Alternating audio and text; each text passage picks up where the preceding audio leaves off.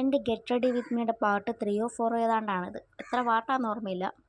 എന്നായാലും എന്താ പറയുക, സാരിയൊക്കെ ഒരുവിധം ഞാൻ സെറ്റാക്കിക്കൊണ്ടിരുന്നു. സെറ്റായി.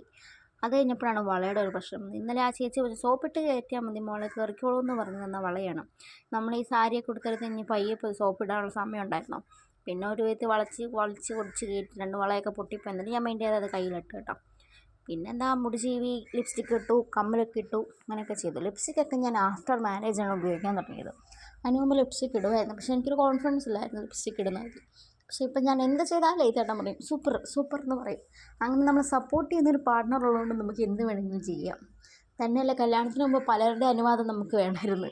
അച്ഛൻ്റെ, അമ്മയുടെ, ആങ്ങളമാരുടെയൊക്കെ അനുവാദം വേണമായിരുന്നു. പക്ഷേ ഇപ്പോൾ ഒരേ ഒരു വാക്ക്, ഒരേ ഒരു നേതാവ്, അതായത് എൻ്റെ അന്നദാതാവ് പറയുന്നത് മാത്രം എനിക്ക് കേട്ടാൽ മതി.